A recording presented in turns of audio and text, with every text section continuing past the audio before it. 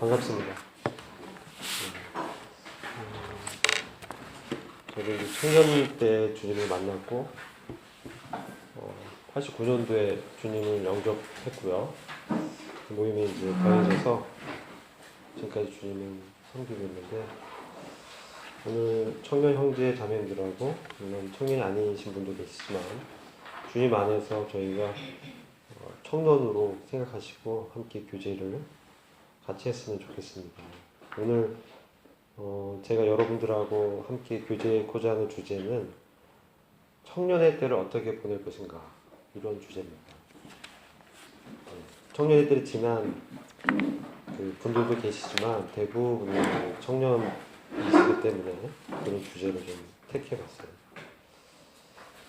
다른 말로 부제는 이제 제자의 길이라고 제가 잡아봤습니다. 이제 전도서 말씀 잠깐 볼까요? 전도서 12장 1절입니다. 잘 아시는 말씀이에요. 전도서 12장 1절 보시면 한번 같이 읽어볼까요?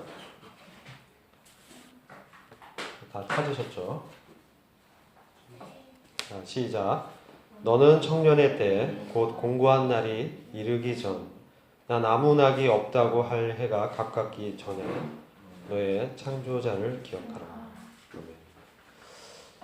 이 말씀, 저는 이제 청년 때 이 말씀을 대하면서 공고한 날이 이르기 전에 라는 게 어떤 때일까, 이런 생각을 하게 되면서 그 밑에 이후에 그 말씀을 보면은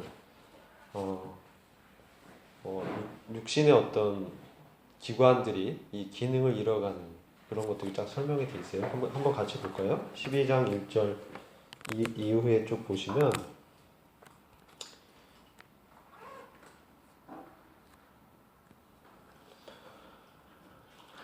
해와 빛과 달과 별들이 어둡기 전, 빛 위에 구름이 다시 일어나기 전 그리하라.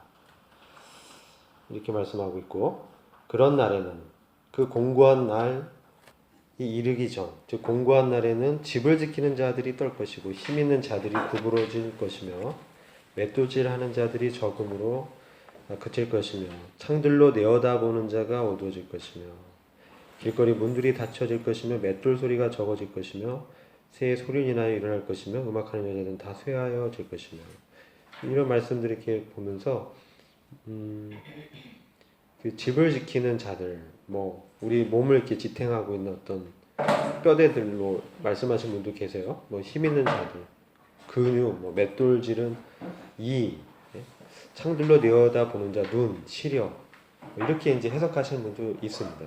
그래서 우리 육체 기능이 이제 떨어져서 나이가 들어서 이제 늙어지는 거죠. 그런 날에 이제 공고한 날로 이렇게 보시는 분도 있습니다. 그래서 그런 날이 이르기 전에 아무 낙이 없다 할 때가 가깝기 전에 너의 창조자를 기억하라. 몸의 기능들이 떨어지니까 이제 낙이 없어지는 거죠. 즐거움이 없는 그런 때가 있다는 거죠. 여러분들 지금 이제 청년의 때니까 혈기방장하고 힘이 넘치고, 그렇죠? 그렇지 않아요? 힘들어요? 눈이 막 침침하고 그렇지 않잖아요. 네? 저는 눈이 침침해지더라고요. 눈이 침침해서 잘 안 보여요. 이렇게 멀리 봐야 돼요. 노안이 오기 시작해요. 이제 45 넘어가면은 빨리 온 사람 빨리 오고 노안이 옵니다. 그리고 이제 근력이 떨어지고 뼈가 얇아지고 칼슘 이제 그런 일을 하죠. 예. 그리고 이제 공고한 날로 그렇게 보는 분들이 계세요. 그럴 때 그런 날이 이르기 전에 난 아무 낙이 없다, 정말 사는 즐거움이 없다 라고 하기 전에 너의 창조주를 기억하라, 이렇게 말씀하고 있어요. 전도자는 솔로몬이죠. 솔로몬은 굉장히 지혜가 많은 분이셨는데 이런 말씀을 기억했습니다. 근데 이 공고한 날을 영어로 보면 좀 재미있어요. 영어로 제가 흠정역 성경 보면 뭐라고 했나요? 영어로 보면? 네? 네. 어떤 분이 찾아봐서 흠정역 영어, 네? 뭐라고 되어 있습니까? 1절에 공고한 날. 전도서 12장 1절. 예, 그건 청년의 때고. In the days of thy youth 하면 청년의 때고. While the evil days come not. 예, 성경은 명확하게 얘기하죠. Evil days 이렇게 되어 있어요. 이거 무슨 말이죠? 악한 날이라는 거예요. 악한 날, 나쁜 날, 뭐 이렇게 해석할 수도 있지만 저희 말씀을 보면서 악한 날이 이르기 참 이렇게 힘이 떨어지고 이런 우리가 그렇게 상징적 해석을 할 수도 있어요. 육체가 이렇게 약해지는 날을 왜 굳이 악한 날이라고 했을까? 뭐 아무튼 그렇게 보는 분들이 있어요. 저는 이 말씀 보면서 저는 지금 아무 낙이 없다라고 얘기할 만한 그때는 아직은 아닌 것 같아요. 이제 더 나이가 들어야겠죠. 이제 60 넘고 이제 70 가까이 되면은 이렇게 얘기할 것 같아요. 근데 제가 봤을 때 이 공고한 날은 그렇다기보다는 악한 날, 우리가 생각하는 어떤 악한 날이 이르기 전에, 아주 나쁜 날들이 이르기 전에, 그래서 나는 아무 즐거움이 없다라고 할 해가 가깝기 전에 창조주 하나님을 기억하라고 말씀하고 있습니다. 근데 그냥 창조주가 아니에요. 일반적인, 이게 그냥 3인칭의 창조자가 아닙니다. 여긴 분명히 2인칭을 얘기하고 있어요. 2인칭. 바로 너를 창조한 하나님을 기억하라. 이렇게 말씀하고 있는 거예요. 내가 이 육체의 어떤 즐거움이 끊어지는 날, 내가 내 마음 가운데 어려움이 와서 나의 어떤 능력으로 헤어나가지 못하는 그런 어떤 날들이 있기 전에 너는 너의 창조자를 기억하라. 너를 지으신 그 아버지를 기억하라. 라고 말씀하고 있는 거예요. 그런 때, 특히 청년의 때에 그렇게 하라는 말씀이죠. 저는 이 말씀 보면서 전도자가 정말 제가 있으신 그 솔로몬 왕이 이렇게 기록했지 않습니까? 마음에 많이 와닿았어요. 저는 사실 이 세상을 보면 별로 낙이 없어요. 정말 낙이 없어요. 기쁨이라는 것이 굉장히, 여러분들 이제 젊은 때니까 뭔가 이렇게 나의 그 육신을 통해서, 육체의 활동을 통해서 뭐 기쁨을 얻고 뭐 즐거움을 얻고, 이건 굉장히 유한한 거예요. 굉장히 짧아. 그런 즐거움은 오래가지 못합니다.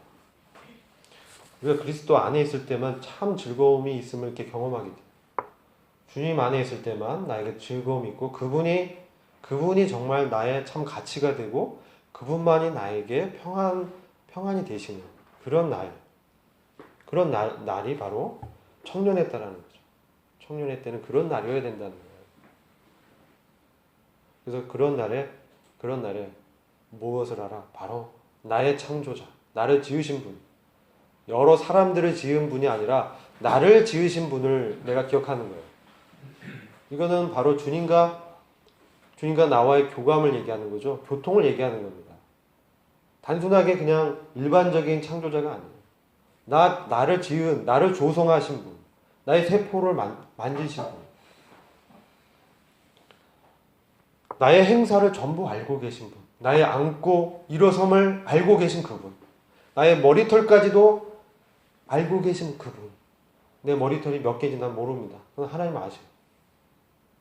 바로 나를 창조한 그분을 기억해야 된다는 거예요. 제일 먼저 우리가 청년의 때에 기억해야 될 것이 바로 창조주 하나님과의 관계라고 저는 보게 됩니다. 바로 그분 앞에 내가 서서 그분이 나를 지으신 분이다. 그러니까 이건 단순한 그런 것이 아니죠. 나를 그 지으신 그분과 내가 대면하는 거예요. 두렵고 떨릴 마음으로, 경외한 마음으로, 때로는 정말 그분이 나와 같은 연약하고 육신적이고 이 죄성이 남아있는 그런 자를 위하여 아들 예수 그리스도를 보내셔서 이 땅 가운데서 그분과 함께 참으로 놀라운 그 연합의 관계 속에서 걸어갈 수 있도록 하신 그 주님을 날마다 기억하는 것이죠. 그분을 생각하면 너무나 놀라워요. 시편 139편 1절부터 4절을 보시면 다윗이 지은 시편인데요. 한번 함께 말씀 보시겠습니다.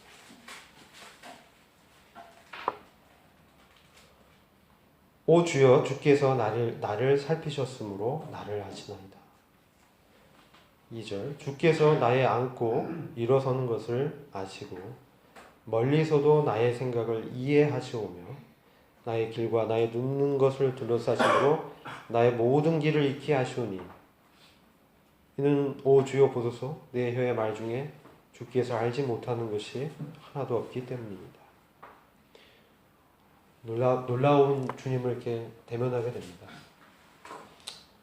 나도 나를 잘 몰라요.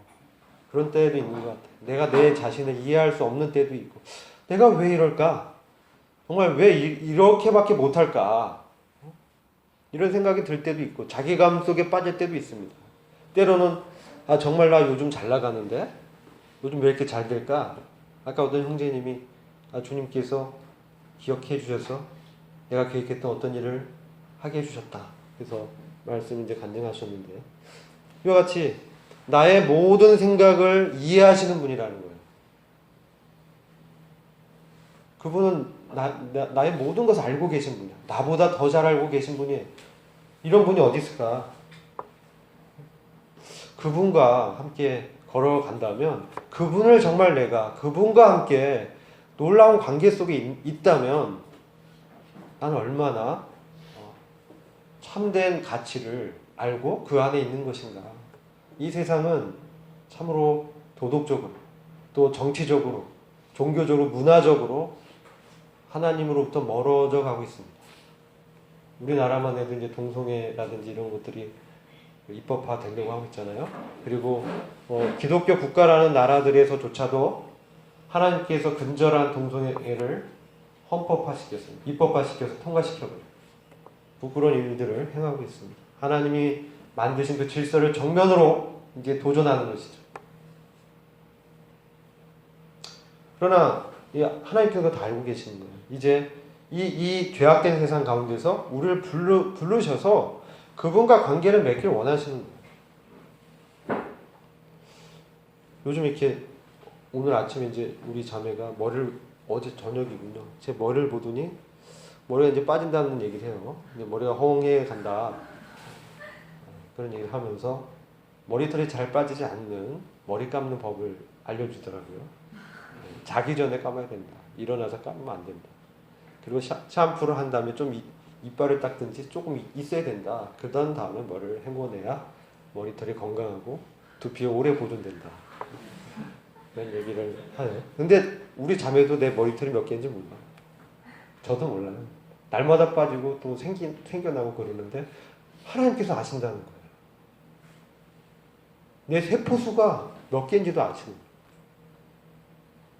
내 모든 걸 아시는 그분을 이렇게 생각하게 되면서 놀라운 분이다. 근데 이분이, 저는 이제 주님을 생각하게 되면은 처음에 구원받고 난 다음에 참 주님은 은혜로우시고 사랑과 긍휼이 풍성하신 분이시고 나를 언제나 돌봐주시는 분이시다. 그렇게 생각했어요. 근데 그 다음에 조금 자라다 보니까 주님 안에서 시간이 지나니까 이 주님은 단순히 그런 분만이 아니라 이 주님은 정말 나의 인생의 모든 것을 다 이해하시고 살피시는 분이구나. 이런 생각을 이제 갖게 돼요. 그런데도 불구하고 나는 그런 주님과 참 항상 동행하지 못하고 때로는 곁길로 빠질 때도 있고 주님이 싫어하는 죄를 질 때도 있고 넘어질 때도 이제 있다는 거죠. 그래서 이제 자괴감에 빠지기도 하고 주님, 제가 왜 이렇게 살아야 됩니까? 저를 지으신 그분을 이렇게 생각하게 됩니다. 저를 용납해 주신 그분의 은혜 앞에 다시 엎드리게 됩니다. 또 주님의 은혜를 구하고 이런 삶을 또 반복하게 됩니다. 그러면서 제가 알게 된 그분은 바로 주 예수 그리스도라는 것이죠. 바로 하나님의 아들이자 하나님의 본체신 그분께서 나 같은 죄인을 구원하시기 위해서 이 땅에 오셨고 십자가에서 죽으시고 3일 만에 다시 사셔서 이제 승천하시고 그 높은 영광스러운 하나님의 이 보좌 우편에 앉아 계시면서 나에게 항상 말씀을 주시고 성령을 통해서 그분을 기억나게 해주시고, 그리고 그분께서 저에게 말씀하신 것은 나는 너를 심판하고 상을 주는 바로 전능한 하나님이다. 바로 나는 알파와 오메가고 나는 이전부터 처음이고 또 나중에 끝인 그런 존재다. 내가 태어났을 때도 그분의 뜻대로 태어났고 내가 죽는 그날도 우리 주님의 뜻대로 죽을 것입니다. 그분은 나를 주관하시고 나를 심판하시고 나에게 상을 주시며 이 모든 세상을 그분의 주권 가운데서 다스리시며 이 온 우주 만물을 창조하셨을 뿐만 아니라 이 우주 만물을 구속하고 계시는 그분의 구원의 계획을 이루어 가시는 놀라운 전능한 하나님이라는 것이죠.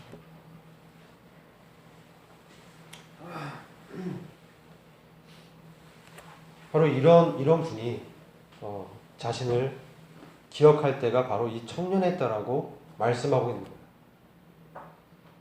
저 나이 때 기억하는 게 아니에요. 바로 청년의 시기에 바로 그런 창조주 하나님을 개인적으로 만나고 그분과 교제하면서 그분과 깊은 관계 속에서 그분이 원하시는 그 거룩이 무엇인지, 그분의 나라가 어떤 것인지, 그분이 참 교회 가운데 품으신 그 뜻이 무엇인지, 그 주님께서 나의 안고 일어섬을 알고 계시고 다 이해하고 계시잖아. 그럼 나 또한 주님을 사랑하는 자라면, 나 또한 주님을 사랑하는 자라면 그 주님께서 원하시는 것이 무엇인지 이해해야 되지 않아요? 사랑은 쌍방적인 거잖아. 안 그렇습니까? 우리 주님을 사랑한다고 고백합니다. 우리 주님은 나의 모든 걸 알고 계셔. 근데 나는 주님을 얼마나 알고 있는가? 영생은 뭐예요? 영생은 요한복음 17장에서 영생은 예? 유일하신 참 하나님과 그 아들 예수 그리스도를 아는 것입니다. 그게 영생이라는 거예요. 이 알면 우리가 머리로 알고 있는 그 지식이 우리 삶 가운데 경험되어지면서 그분을 더 깊이 알게 되는 이 부부관계에서 나오는 그런 알미, 아주 깊숙한 알, 아주 친밀한 관계 속에서 아는 그런 알미. 난 그분을 경험했다는 거예요. 하나님 나를 너무나 잘 아죠. 그래서 나에게 가장 적합한 곳에서 나를 돌보고 계신다는 거예요. 어떤 때는 제가 있는 그곳이 참 힘든 때가 있습니다. 내가 왜 여기 있지? 왜 이렇게 어렵지? 근데 하나님 그거 다 알고 계신다는 거예요. 나의 모든 걸 이해하고 계시는 거예요. 하나님의 주권 가운데서 그러한 자리에 주님이 두신 것입니다. 그래서 그 자리에 있을 때 내가 주님과 연결되어 있다면, 내가 주님과 교통하면서 그분의 뜻을 내가 알고 그분과 교제하고 있다면 바로 그 자리가 하나님이 원하시는 가장 최적의 그 자리라는 것입니다. 많은 경우에 나의 위치, 나의 지금 상태, 내가 왜 이런가, 나를 바라볼 때는 소망이 없음을 고백하게 됩니다. 그러나 나와 같은 죄인을 구원하신 그 능력의 주님을, 그 사랑의 주님을 내가 기억하면서 그분의 사랑을 깊이 묵상하고 나를 받으시고 용납하신 그 주님의 바다와 같고 정말 하늘과 같이 높은 그 사랑을 생각할수록 정말 주님밖에 없는 자라는 것을 고백하게 되는 것입니다. 시편을 보면은 그런 다윗의 고백들이 많이 기록되어 있습니다. 그분을 깊이 안다라는 것은 참으로 놀라운 우리의 특권이자 우리의 의무인 것이죠. 나를 사랑하시는 그분을 이해한다라는 것은 너무나 당연한 거예요. 그분이 나의 사랑의 대상, 그분이 뭘 원하시는지, 그분의 뜻이 무엇인지, 그분이 정말 싫어하는 것은 무엇인지를 우리가 아는 것은 정말 이 관계 속에서는 기본적이라는 것이죠. 내가 그것을 알고자 하지 않는다면 난 아직도 어린아이인 거예요. 어린아이는 아직 그런 데까지 생각하지 못해. 이제 받는 거에 익숙하기 때문에. 그러나 우리의 믿음은 성장해 나가야 됩니다. 우리의 믿음은 자라가야 됩니다. 우리의 영성은, 우리의 영적인 그러한 이 생명은 역동하면서 주님과 교제하면서 그것이 자라가고 주님을 알고 또 내가 그분이 나를 아는 것이 더 깊어지는 관계 속에 들어가야 되는 거예요. 그렇게 되면은 정말 너무나 놀라운 비밀들을 주님께서 깨우쳐 주세요. 저는 말씀을 통해서 그런 것들을 많이 보게 됩니다. 저도 이제 이 두 번째 이제 주제를 보면은 그 유인물 보시면 말씀을 바르게 분별하여 하나님 앞에 인정받는 일꾼이 되도록 연구하라. 이건 흠정역 버전이에요. 개역 성경은 이걸 좀 다르게 해석하고 있어요. 디모데후서 2장 15절을 잠시 같이 보겠습니다.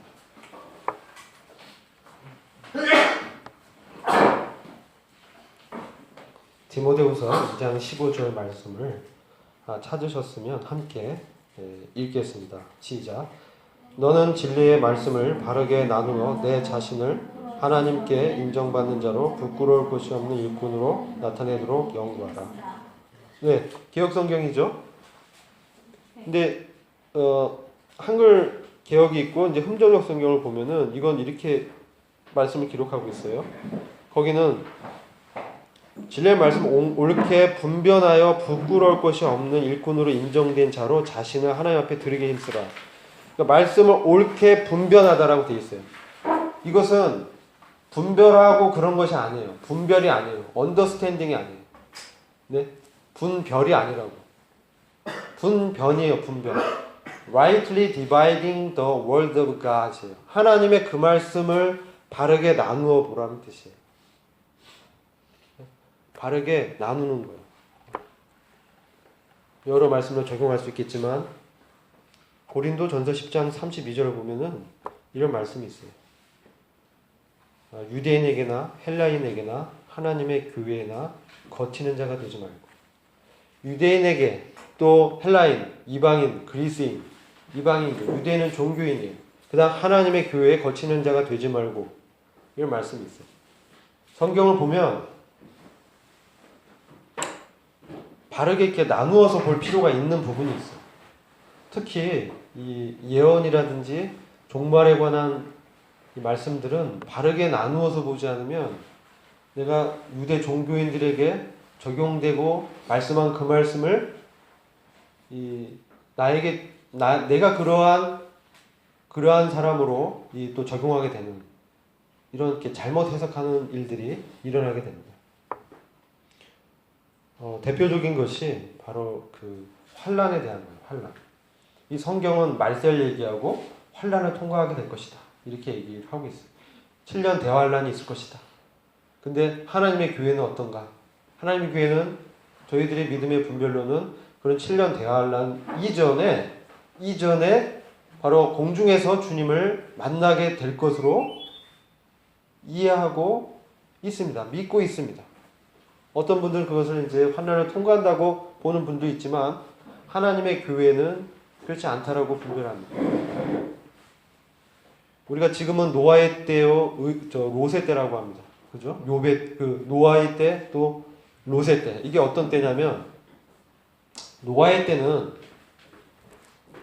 많은 사람들이 시집가고 장가가고 이런 자기 자신의 유익을 구하는데 익숙했어요. 그래서 하나님의 이 심판이 오는 것을 분명히 노아가 경고하고 방주 지었지만 그것을 무시하는 거예요. 그리고 이 홍수 심판이 오는 그날까지도 자기들의 쾌락을 위해서 그 심판의 메시지를 듣지 않았어요. 롯의 때도 마찬가지예요. 소돔과 고모라 성에서 의인 롯이 고통받았어요. 의인 롯이 고통받으면서 이러한 의인이 그들의 불법한 행위들 가운데 있으면서 참으로 마음이 고통받았다고 기록하고 있어요. 그러다 이제 아브라함과 헤어지면서 자기 눈에 보기에 좋은 곳을 찾아서 갑니다. 그런데 거긴 동성 연애가 아주 성행한 그러한 그 나라였어요. 여러분 이제 소돔이라는 것은 뭐냐면 소돔은 영어 성경을 찾아보면 단어를 보면 소도민들이라고 해요. 소도마이트. 이게 무슨 말이냐면 동성 연애자들이 그게 기원이 된 그러한 도시였어요. 그죠? 네, 소도마이트라고. 아닌가요? 네, 맞죠. 저도 옛날에 한 영어 했어요.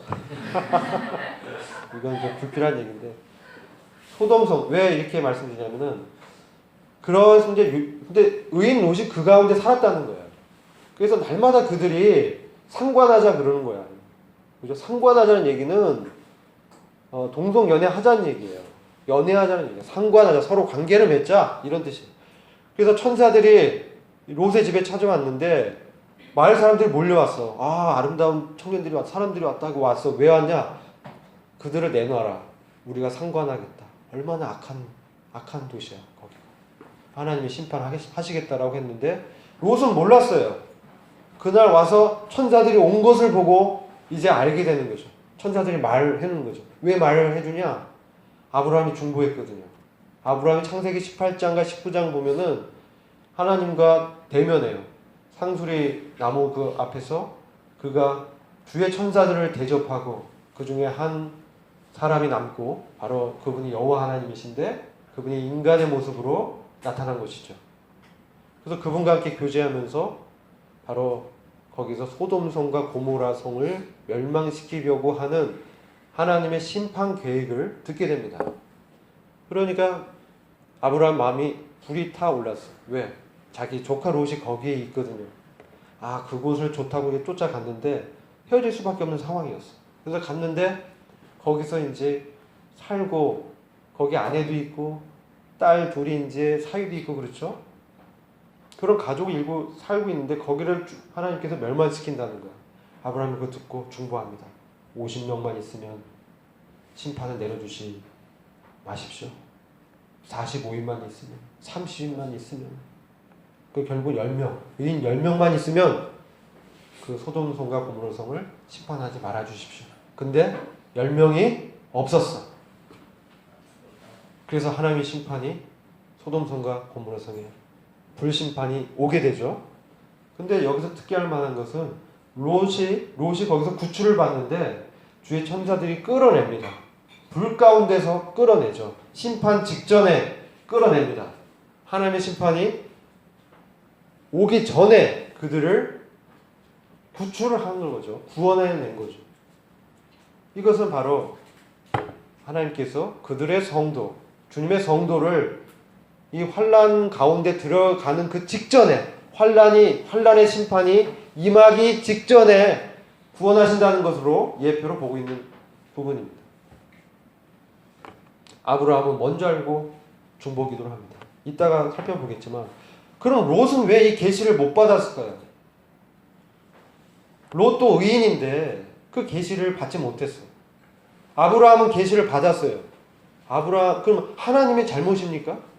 롯에도 알려줬어야 되는데 왜 아브라함에게 먼저 알려주셨을까? 아브라함은 하나님과 깊은 관계 속에 있었다는 거예요. 아브라함은 하나님의 친구라고 했습니다. 그래서 내 신중에 있는 것을 아브라함과 함께 나누지 않겠느냐? 그 정도로 하나님과의 관계가 깊은 자였어요. 그래서 이런 심판의 계획을 미리 아브라함과 상의했던 거예요. 오늘날 어떻습니까? 하나님의 계시가 이미 성경을 통해서 우리에게 증거가 된 것입니다. 그럼 어떤 사람들이 이 계시를 받게 되느냐는 것이죠. 이 비밀의 계시. 말씀을 바르게 분별하여 하나님 앞에 인정받는 일꾼으로 드리도록 힘쓰는 자들. 이런 주님의 제자들이라고 저는 봅니다. 주님의 제자들에게 주님께서 이런 말씀을 이미 계시하셨어요. 귀 있는 자는 들을지어다라고 성경에 기록되어 있습니다. 기록된 말씀인데 이 말씀이 나의 것으로 와닿지 않는 거죠. 그냥 먼 얘기가 돼버려. 저도 그랬어요. 근데 하나님께서 이 말씀을 자꾸 보면 볼수록 이 말씀은 정말 하나님이 신실하시기 때문에 반드시 이 세상을 심판하실 것이다. 그 심판 전에 하나님의 교회를 구원하실 것이다. 이런 하나님의 경륜을 알게 되는 것입니다. 그리고 그 전에 우리는 그럼 어떠한 삶을 살아야 되느냐? 이 청년의 때 어떻게 보내야 되느냐? 이 제자의 삶을 살아야 되는 거죠. 여러분 구원받은 사람과 제자는 다릅니다. 이걸 아셔야 됩니다. 여러분 구원받는다고 구원받은 사람을 다 제자가 되게 원하시는 주님의 마음이 있는데 실제로 그 제자도에 자신을 드리면서 힘쓰는 사람은 다가 아니라는 거예요. 이것은 저절로 이루어지는 게 아니에요. 드리기를 힘써야 돼요. 이것은 우리의 책임 있는 부분이에요. 무슨 말씀인지 아마 잘 이해하셨으리라고 생각이 됩니다. 그래서 말씀을 바르게 나누어서 옳게 분별해야 우리가 주님에 관한 말씀을 정확하게 대언할 수가 있어요. 여러분, 이 예언, 대언 같은 말이에요. 예언, 대언. 선지자, 프라핏이라고 하죠. 먼저 프로. 이게 before란 뜻이야. before. 피이라는 것은 먼저 본 거야. 선견자, 선지자. 그래서 먼저 알게 된 사람들. 먼저 하나님의 뜻을 알아서 하나님의 그 계시를 받아서 먼저 알게 된 사람이 뭐를 해요? 하나님 대신 하나님을 위하여 말을 하는 것. 자기가 깨닫고 이해한 바를 말하는 것. 이게 대언입니다.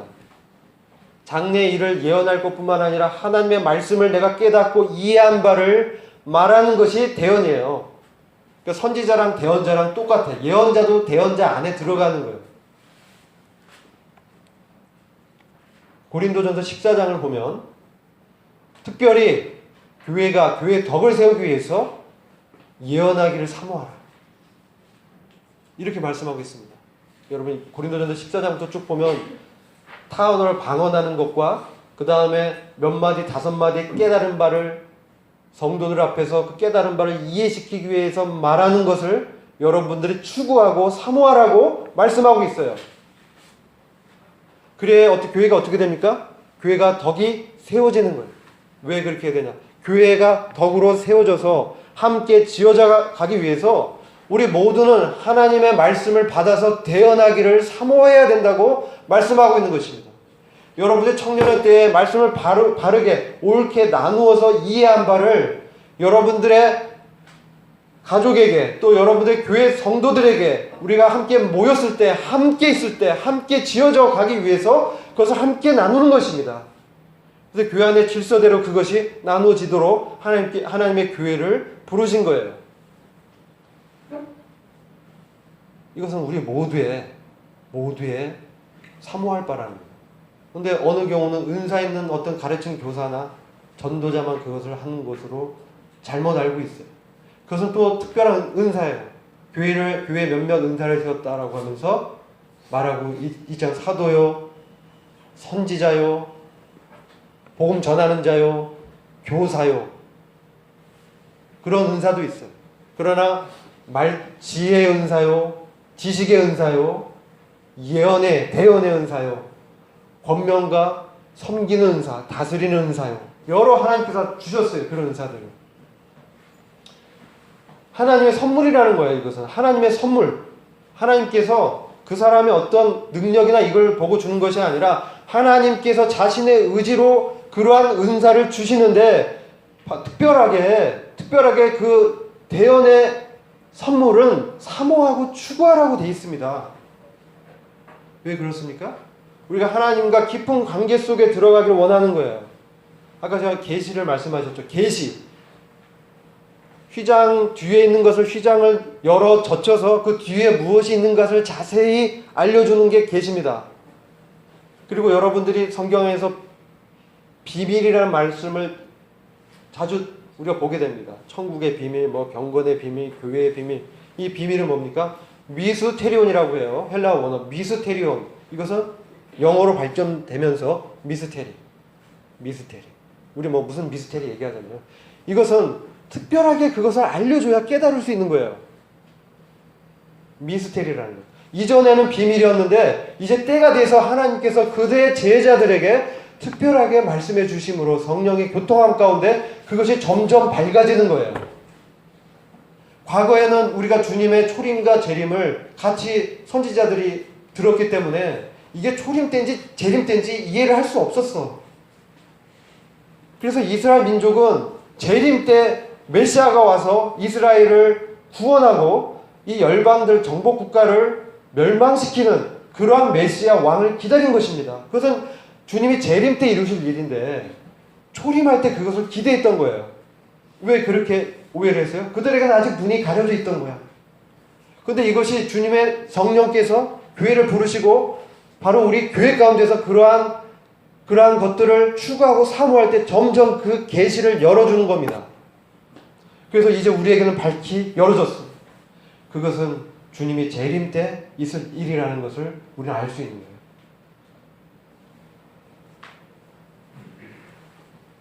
그렇게 분변을 나누어서 이해하지 않으면 이건 분별이 아니야. 나누어서 이해하는 거예요. 때를 나누어서 이해하는 거예요. 사람을 나누어서 이것은 이스라엘에 대한 예언이구나. 이것은 교회에 대한 경륜이구나.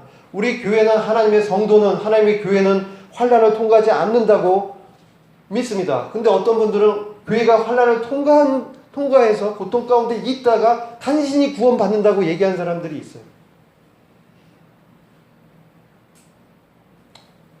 말씀을 바르게 나눠서 이해하지 않으면 그러니까 어떻게 합니까? 정말 지금 열심히 죽도록 환난에 들어가지 않도록 열심히 믿어야 되는 거예요. 그 사람들의 분별이에요. 그러나 우리는 더 주님과 깊은 관계 속에 들어간 교회는 이미 환난과 이런 거의 문제가 아니에요. 여러분 교회는 어떤 부르심이 있습니까? 교회는 이미 하늘에 앉혀진 자라는 것입니다. 이게 에베소서 2장에서 말씀하고 있는 바울이 본 교회의 비밀인 거예요. 교회는 하나님의 교회로 이미 그리스도와 함께 연합돼서 하늘에 앉혀진 자예요. 하늘에 앉혀진 교회가 어떻게 이 땅 가운데 이 땅을 심판하는 그 심판의 환난 속에 이스라엘과 함께 있다라고 분별하냐 말이냐는 거죠. 그거는 있을 수가 없는 것이죠. 그럼 교회가 어떠한 하늘의 신령한 복을 받았는지를 오해하고 있는 것입니다. 어떤 분들은 교회의 일부만 그렇게 되리라고 분별하는 분도 있습니다.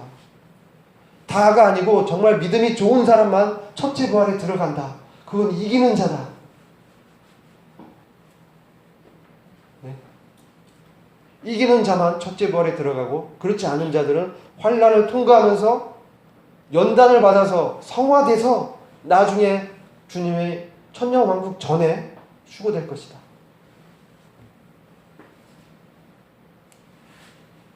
그러나 롯과 같은 육신적인 분별을 가신 롯도 하나님께서 성경에는 뭐라고 표현합니까? 의인이라고 말씀하셨어요. 소돔성 안에 그 동성 연애하는 사람들하고 같이 살았잖아요, 롯이. 왜 거기 소돔에 들어갔어요? 이 땅의 번영을 그는 택했어요. 이 땅에서 정말 잘 살고 싶었어. 그래서 들어간 거예요, 소돔성에. 그런데 하나님께서 그를 구원하셨단 말이에요. 거기에 심판하기 전에 롯과 같은 육신적인 그리스도인도 의인이라고 주님이 구원하셨단 말이에요. 영적이지 않았는데. 그렇다면 지금은 노아 때요 롯의 때와 같다면 교회가 과연 환난에 들어갈 것인가? 계시록 3장에 보면 빌라델피아 교회에 대한 하나님의 말씀은 시험의 때를 면제해 주겠다 이렇게 말씀해요. 시험의 때를 면제해 주겠다. 이 시험은 온 세상에 임하는 전무후무한 온 세상에 임하는 그런 시험이에요. 우리가 이 땅에 살면서 그냥 겪는 어려움이 아니야. 온 세상을 두렵게 하고 떨게 하는 그러한 시험이 있다는 거예요. 이 땅에 거하는 자들을 시험하는 그때라고 얘기하고 있습니다. 요한계시록에는 땅에 거하는 자들이라고 명시하고 있어요. 왜 땅에 거하냐? 이 거하다라는 것은 연합됐다는 뜻이에요. 연합. 거하다. 하나님의 장막이 어디에 거하냐? 하나님의 장막 안에 거하는 이 교회는 하나님의 장막에 거하는 자예요. 하나님의 임마누엘에 있는 자입니다. 그리스도와 연합된 자라는 거예요. 이 교회는 이미 하늘에 앉혀진 존재이기 때문에 이 땅에 거하는 그 연합된 자가 아니라는 것입니다. 여러분들이 땅에 만약 여러분 환난을 통과하고 있다면 여러분들은 땅에 연합된 자라는 거예요. 그 얘기는 뭐냐면 나는 교회라고 생각했는데 교회가 아니었다라는 거예요. 얼마나 엄미한 하나님의 말씀입니까? 말씀을 바르게 나눠보면 명백하게 그것을 바라볼 수 있는 것입니다. 그러나 하나님의 은혜 가운데 있는 자들은 다 교회이기 때문에 이기는 자들은 요한 1서 5장의 말씀처럼 예수 그리스도가 하나님의 아들로서 부활하신 그리스도임을 믿는 자는 그런 믿음을 가진 자들은 바로 세상을 이겼다라고 말씀하고 있는 것이에요. 세상을 이긴 이것이니 우리의 믿음이니라. 예수 그리스도께서 하나님의 아들이심을 믿는 자마다 세상을 이겼노라. 왜 그렇습니까? 세상은 예수 그리스도가 부활했다는 것을 믿지 않기 때문에 그렇습니다. 세상은 예수 그리스도를 그냥 인간으로 보기 때문에 그렇습니다. 그러나 우리가 믿는 그 주님은 하나님의 아들이요 하나님이시요 내 인생을 주관하는 자요 나와 함께 연합돼서 나와 더불어 먹고 마시며 나에게 힘을 주시고 매 순간 인도하시며 성령으로 말씀하시는 우리의 주님이십니다. 그 주님과 동행하지 않는다면 여러분은 땅에 거하는 자일 수 있다는 거예요. 그러면서 입술로 고백하는 사람들이라는 표현들이 많이 나와요. 입술로는 고백했는데 신앙 고백했는데 아니었다.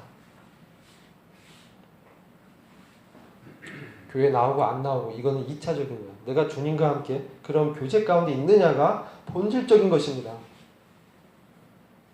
그래서 이 교회에 대한 비밀을 알게 되면 에베소서 4장에서 이 은사가 무엇인지 그 다음에 누가 사역자인지를 명확하게 알 수 있어요. 잠깐 볼까요? 에베소서 4장 말씀 보겠습니다. 에베소서 4장 말씀 보시면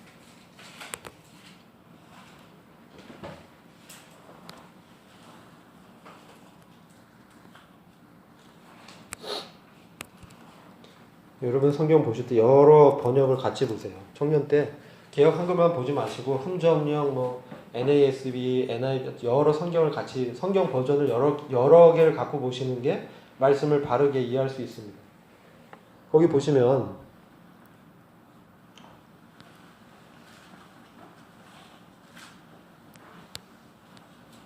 11절, 12절 보시면 교회에 이제 더러는 사도로, 더러는 대언자로, 더러는 복음 전도자로, 더러는 목사 겸 교사로 주셨다. 이게 흥정역 번역입니다. 사도의 은사는 지금 폐해졌다고 분별해요. 더러는 대언자, 이 선지자의 그것도 은사적으로는 폐해졌다고 보는 분도 있어요. 그러나 저는 믿는 바는 이 교회가 세워질 그곳에는 이런 역할을 하는 은사가 주어져요. 그래서 정말 하나님의 말씀을 대언하고 또 사도적인 은사로 교회를 세우는 그런 분들이 계셔요.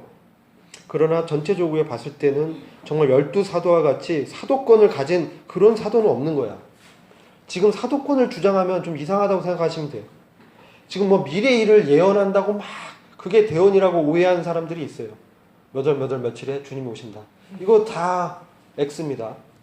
이 대언은 그런 대언이 아니에요. 네? 그런 대언이 아니야. 하나님의 말씀을 제가 얘기했잖아요. 먼저 받아서 말하는 자라고. 계시를 받아서 성령의 교통한 가운데 깨달은 바 이해한 바를 얘기하는 게 대언이라고. 그 다음에 더러는 얘기했죠. 근데 12절이 중요해. 성도들을 온전케 하고, 그죠? 이 은사는 성도들을 이렇게 온전케 한다는 것은 성장시킨다는 거예요.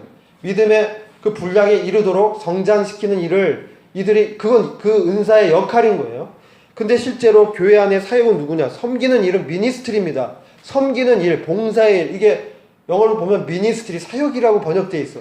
그럼 누가 이 사역을 하는 거예요? 예? 성도들을 온전케 해서 사역하게 한다. 그죠? 여러분들이 사역자라는 거야. 네?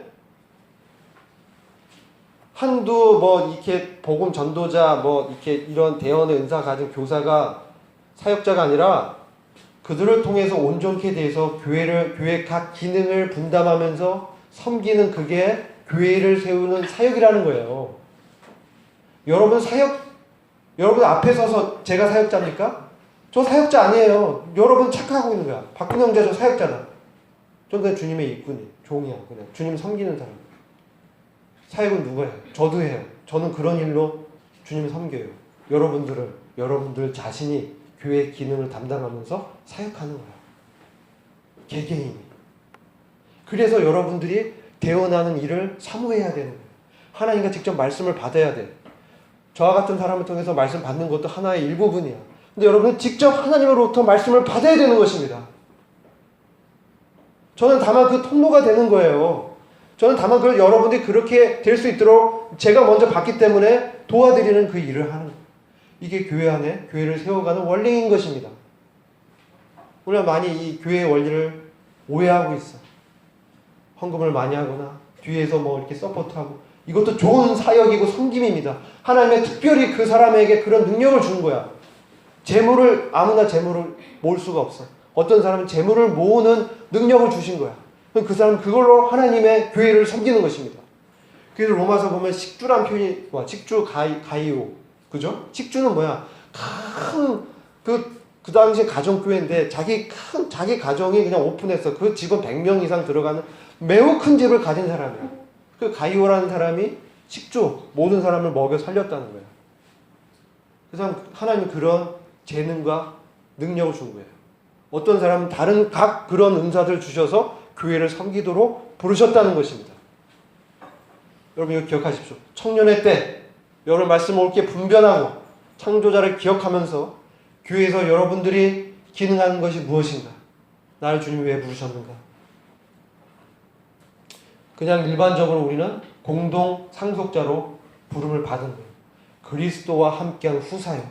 이건 굉장한 표현인 거예요. 이건 이스라엘에게 이런 얘기를 한 적이 없어.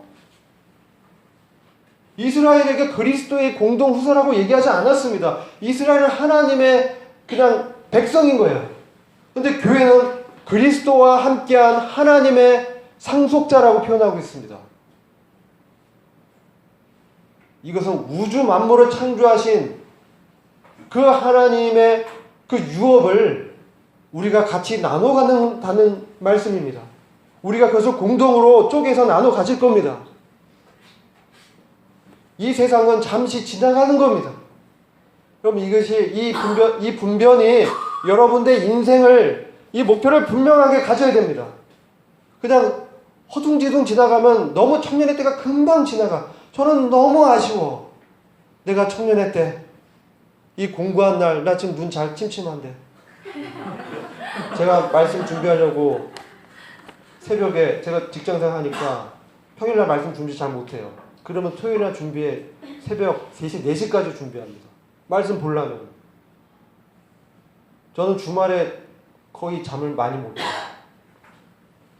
여러분들이 정말 하나님의 말씀을 받고 하나님과 정말 깊은 관계를 추구하는 그런 열정이 있다면, 주님이 주신 그 소원이 있다면, 그 선한 소원을 주님이 주셨다면, 여러분 마음 가운데 감동이 있다면, 여러분 마음에 성령께서 역사해서 뭔가를 하길 원한다면, 여러분 그 일에 여러분 몸을 들이시면 되는 거예요.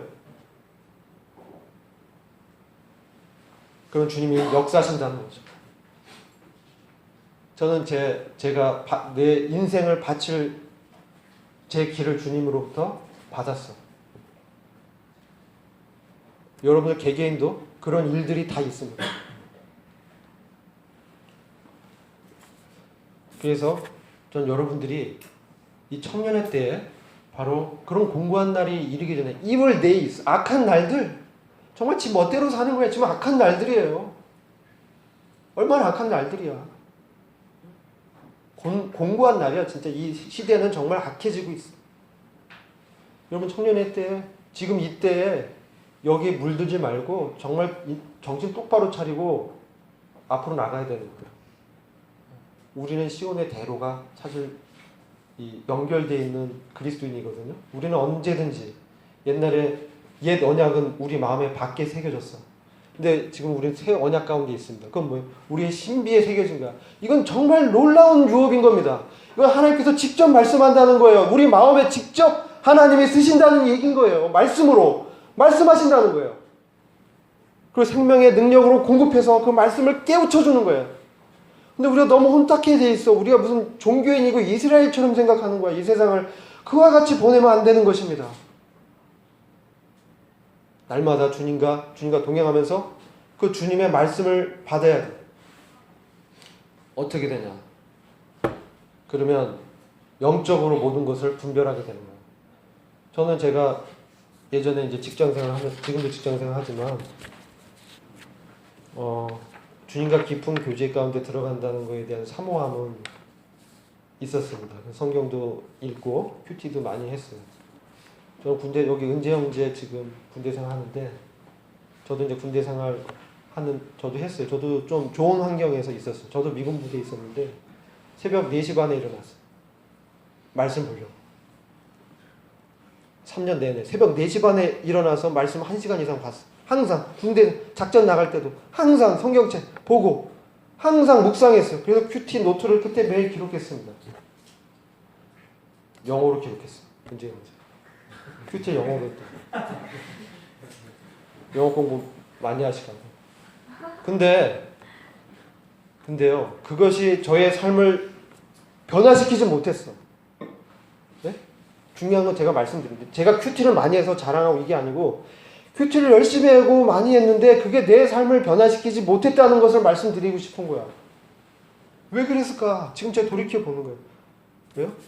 말씀을 바르게 나누어서 보지 않았기 때문에. 어떻게 봤어요? 내 감정이 좀 이렇게 말씀 통해서 위로를 받아. 그러나 그 안에 역사하고 말씀하신 하나님을 보지 못했어. 그 나의 주인이신 창조주, 나를 지으신 그분을 보지 못했어. 그냥 말씀에서 받는 은혜에 감동하고 그 은혜에 감격해서 울기도 하고 내가 넘어지고 눈물 콧물 다 쏟고 어려운데 하나님이 은혜의 말씀 주시구나 좋았어. 근데 이게 나의 삶을 바꾸지 않았다는 거예요. 못했다는 거예요. 난 여전히 그 죄의 사슬에 매여서 죄의 권세에 매여서 그대로 살고 있었다는 것을 말씀드리는 거예요. 왜 그래요? 말씀을 바르게 나누어 분별하지 못하고 내가 창조주를 만나지 못하고 나의 창조주라는 인식이 부족했기 때문에 그 주님이 어떤 분이신지를 잘 몰랐기 때문에 인생을 너무나 많이 돌아왔어요. 여러분 젊은 때 그러지 마시라고 제 간증을 드립니다. 근데 막 실패하고 깨지고 막 넘어져 보니까 이게 그게 아니야. 정말 하나님께서는 이 성도를 하나님을 더 깊이 알게 하기 위해서 연단을 하십니다. 여러분 인생에 많은 지금 뭐 청년 때 직장 생활도 하신 분이 있고 학생도 있고 공부하시는 분이 있고 다 있을 거예요. 여러분 그 장소에서 그것이 주님께서 함께 하신다는 그런 의식이 있어요. 바로 그 자리에 주님이 함께 하신다. 그러면 그게 내 일이 아니고 누구 일이에요? 주님의 일인 거예요. 그게 중요한 게 내가 예배당에 있거나 내가 밖에 있거나 그렇게 되면은 별 차이가 없어져. 내가 집에 있거나 왜? 나는 하나님 앞에 있는 사람이거든. 하나님과 교통하는 자거든. 하나님이 내 마음의 신비에 글을 새겨주셔서 그분은 살아계시며 역사하시며 죽으셨다가 다시 부활하신 바로 그 심판의 권세를 가진 우주 만물을 창조하신 그 주님이시라는 것을 내가 그것을 항상 기억하면서 내 자신의 삶을 그분 앞에 비춰보는 거예요. 그분의 말씀 앞에 비춰보는 거예요. 그렇게 됐을 때 정말 썬데이 크리스찬이 아닌 거야. 여러분 썬데이 크리스찬이 얼마나 나쁜 말인지 압니까? 네? 에브리데이, 데일리 크리스찬이 돼야 돼. 근데 썬데이 크리스찬은 뭐야? 일요일만 교회 나오는 사람이에요. 네? 교회 나오고 안 나오고 중요한 게 아니라 내가 하나님 앞에 어떤 관계 속에서 매 일상을 지내느냐가 중요한 거예요. 이게 여러분 훈련이 돼야 돼요. 네? 저절로 절대 안 돼요. 그럼 나는 언젠가 지나면 저절로 되겠지 이렇게 생각하지 마십시오. 경건에 이르기를 훈련하라. 경건에 이르기를 연습하라. Practice, train yourself. 여러분을 자신을 하나님 앞에 성령께서 도움을 주실 때 여러분 드려야 됩니다. 이거는 예외가 없어요. 이거는 무슨 지름길이 없는 거야. 내가 구원받은 것은 다 똑같은데 그 안에 제자의 삶으로 하나님 앞에서 인정받는 일꾼으로 내가 드려지려면 내가 훈련되고 준비되고 예비되어야 됩니다. 여러분들이 하나님 앞에서 예비되지 않으면 하나님의 일꾼으로 하나님이 쓰셔도 사용할 수가 없는 것입니다. 하나님의 큰 유업 가운데 여러분들을 다 불러서 하나님의 영광스러운 유업을 함께 나누길 원하시는데 우리가 준비가 안 되면 그 유업 가운데 들어가는데 그 기업이 작아진다는 거예요. 여러분들 기대하면서 맡기신 하나님 부르심이 있습니다. 그것이 교회 가운데 나타나게 될 것이에요. 여러분의 삶 가운데 이 모든 것이 나타나게 됩니다. 시간이 이제 많이 갔는데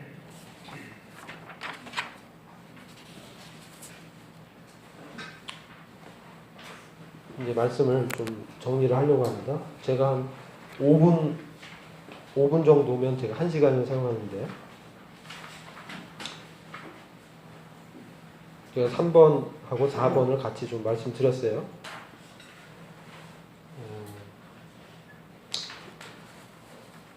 3, 4, 5를 같이 말씀드리면서 이 계시에 대해서 좀 말씀드렸죠. 또 누구에게 주님께서는 계시와 비밀을 주시는가? 이거 굉장히 중요합니다. 우리가 왜 배워야 되는가? 그것은 4번 보시면 주님의 명령이고, 네? 마태복음 11장 29절 찾아보세요. 그럼 주님의 명령이야. 주님이 내게서 배우라 이렇게 말씀하고 있어요. 마태복음 11장 29절 보시면 내게서 배워라. 나의 멍에를 같이 메고 내게서 배워라. 나는 온유한 자다. 내 멍에는 쉽고 가볍다. 여러분 이제 제자도가 제가 이게 막 연습하고 막 하니까 어렵게 느껴지죠. 그렇지 않아. 주님이 자기 명예를 함께 매기 때문에 이건 어려운 게 아니에요. 이 세상에서 정말 성공하고 잘 살면 너무 힘들어. 네? 근데 이거 주님 안에서는 주님과 함께 가는 거예요. 주님이 정말 그 멍에를 다 지시고 나는 거기에 달려서 내 멍에만 지면 돼. 근데 주님의 멍에에 달려있기 때문에 쉽고 내 마음이 편해. 내 마음이 주님이 가는 대로 가면 되는 거예요.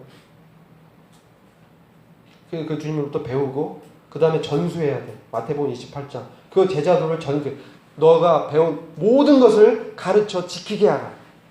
네? 이게 제자도 전수예요. 히브리서 5장 12절은 너희가 이미 믿은 지 오래됐는데 여전히 어린아이처럼 배워야 된다. 이렇게 말씀하고 있어요. 믿음의 성장이 돼서 우리가 가르치는 자로 성장해야 되고, 그리고 베드로후서 3장 16절은 이유는 우리가 견고해지기 위해서, 흔들리지 않기 위해서. 네? 거기서 배우지 못하여 불완전한 자가 되어서 이 세상의 어떤 거짓 이단 교리라든지 이 세상의 이 가치관에 사로잡힌 자가 나와. 베드로후서 3장 16절 이렇게 보시면. 그러면 그 흔적적으로 보면은 배우지 못해서 불안정하게 된 자가 나와요. 배우지 못하면 불안전해지고 흔들린다는 얘기예요. 그 다음에 고린도전서 14장 20절 보면 너희가 지혜에는 장성한 자가 되라고 말씀하고 있어. 악에는 어린아이고 지혜에는 장성한 자라고 되라고. 그럼 그래서 지혜는 그리스도잖아. 그 그리스도께서 주시는 그 지혜 안에서 성장하고 장성한 자가 돼야 된다는 거예요. 지혜, 주님 주시는 그 지혜. 그리고 배려할 사람들은 어떤 교훈을 받아요? 말씀을 받았을 때 간절한 마음으로 받아서 그 말씀이 정말 그러한지 날마다 말씀을 상고해야 돼. 배움의 주제는 무엇인가요? 바로 예수 그리스도예요. 예수 주님이세요. 그 요한복음 5장 39절과 17장 3절 참조하시면 돼요. 이 계시 예언의 목적은 무엇인가? 아까 말씀드렸죠. 교회의 덕을 세우기 위한 거예요. 고린도전서 14장 1절, 3절, 6절, 12절, 19절, 24절을 참조하시면은 계시의 목적은 교회, 즉 대언. 주님이 계시해 주시는데 이 계시는 뭐냐면 요한계시록 19장 10절 보면 예수의 증거는 대언의 영이니라 이렇게 말씀하고 있어요. 예수님의 증거는 대언의 영이야. 이 말은 엎어치고 매치고 같은 말이에요. 대언의 핵심은 예수 그리스도의 증거라는 거예요. 우리가 예언과 대언, 계시의 중심 주제가 바로 예수 그리스도에 관한 것인데 그것이 바로 핵심적인 것이고 그것이 교회 가운데 나누어졌을 때 교회가 덕이 세워진다는 거예요. 그게 바로 계시의 목적인 거예요. 그래서 주님이 이 말세에 우리에게 그러한 계시를 열어주셔서 말세에 어떤 태도로 우리가 주님과 함께 동행하면서 교회의 덕을 세울지를 알게 되는 거예요. 그 다음에 주님께서는 누구에게 페이지 2페이지 보면 계시와 비밀을 주시는가요? 마태복음 11장 25절부터 27절. 누구에게 천국의 비밀을 설명하여 주셨나요? 마태복음 13장 9절부터 13절. 여기 굉장히 중요한 말씀이 기록되어 있습니다. 나중에 찾아보시면 아는데 여기는 천국의 비유를 말씀해 주시면서 이 천국의 비유인데 비밀로 설명해 줍니다. 근데 비밀은 아까 미스테리움, 제자와 하나님과 관계 속에서 예수 그리스도가 제자들에게 자세히 풀어주는 거예요. 이게 바로 비밀을 풀어주는 주님의 설명인데 누구한테 그런 비밀을 설명해 줬느냐? 제자들에게 해줬다는 거야. 근데 바닷가에서 큰 무리에게 씨 뿌리는 비유를 설명해 주시고 다 물러간 다음에 제자들이 가까이 나왔을 때 이게 도대체 무슨 뜻입니까? 물어봤을 때 주님이 그 비밀의 계시를 자세히 설명해 주셨어. 네? 누구에게? 그리고 어린아이에게. 주님이 선택한 어린아이들에게. 그리고 귀 있는 자들에게. 주님이 이 비밀의 계시를 열어주셨어요.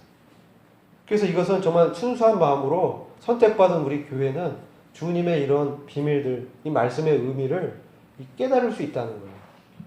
성령의 도우심과 또 뭐 여러 가지 그 간접적인 방법을 통해서 배울 수 있다는 거예요. 바리새인들이 왜 주님을 거절했는가? 찾아보시면 하나님을 사랑하지 않았기 때문에 이렇게 말씀하고 있어요. 요한복음 그 구절을 쭉 읽어보시면 결론적으로 바리새인들이 왜 주님을 거절했느냐? 하나님을 사랑하지 않았고 믿지 않았기 때문에 주님을 거절했어. 오늘날도 마찬가지예요. 왜 우리가 주님을 깊은 교제 가운데 못 들어가냐? 그리스도의 사랑에 관건받지 못하는 거야. 내 생각과 내 뜻이 너무 많아. 그래서 그것을 내려놓고 주님과 깊은 사랑의 관계에 들어가면 우리 주님께서 그런 것들 성령을 통해서 자세하게 여러분 이해할 수 있게 되는 거야. 그럼 그것이 나한테 경험이 돼. 그 경험한 바, 깨우친 바를 교회 가운데서 대언하는 거야. 그럼 그것 때문에 교회가 덕이 세워지는 거야. 그래서 우리는 주님과 친밀한 관계에 들어가야 되는 거예요. 그분 안에 지혜와 지식의 모든 보화가 감춰져 있다고 그랬어요. 골로새서 2장 3절 4절. 그래서 우리 주님 안에 그 지식과 보화가 감춰있기 때문에 주님을 사모하면서 목마른 사슴이 시냇을 찾듯이 내 영혼이 주님을 찾기에 갈급하나이다.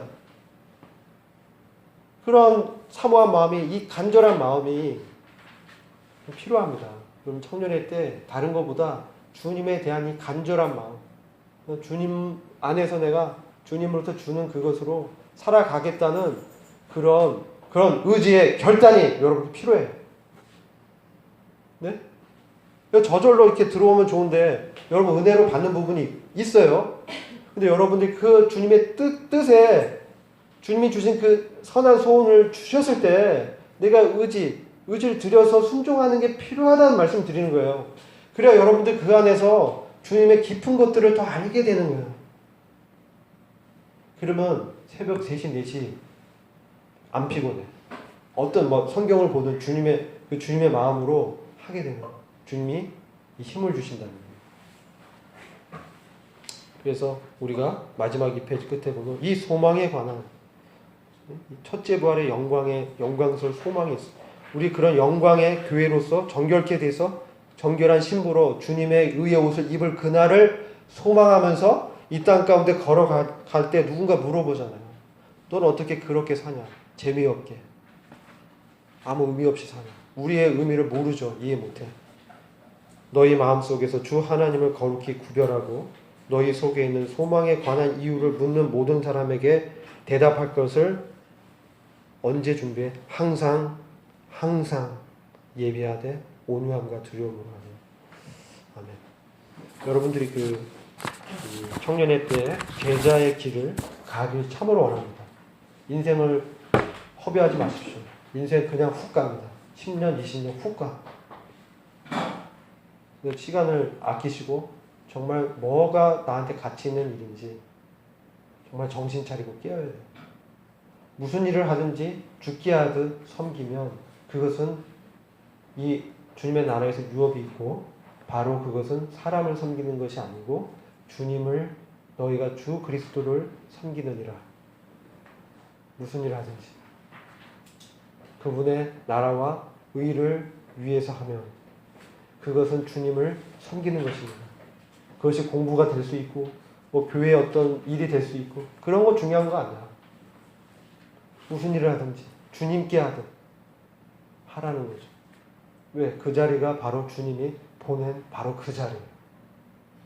예수 그리스도의 사도요 종으로 일꾼으로 보낸 그 자리에서 주님을 섬기듯이 하면 나에게 주님 상을 주시고 그것은 바로 주 그리스도를 섬긴다라고 말씀하고 있어요. 이 말씀이 여러분들의 삶 가운데 참으로 이루어지고 적용되고 그 나라에서 그걸로 인해서 유업을 얻기를 참으로 원하는 마음이 있습니다. 기도하겠습니다. 아버지 하나님, 이 청년의 때 참 공고한 날이 이르기 전에, 악한 날들이 이르기 전에 너의 창조자, 나의 창조자, 바로 그 주님을 기억하게 주님 도우시기 원합니다. 저희 인생 가운데 참 주님과 함께 동행하면서 이 제자로서 주님 맡기신 그 교회의 이 영광 가운데 함께 연합되어서 덕을 세우는 자로 참 살기 원합니다.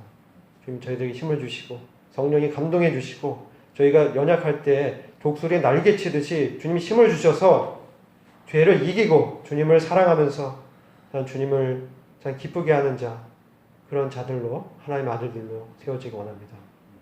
이 이후의 모든 시간을 주님께서 축복해 주시기 원하고 우리 주 예수 그리스도의 존귀하신 이름으로 기도드렸습니다. 아멘.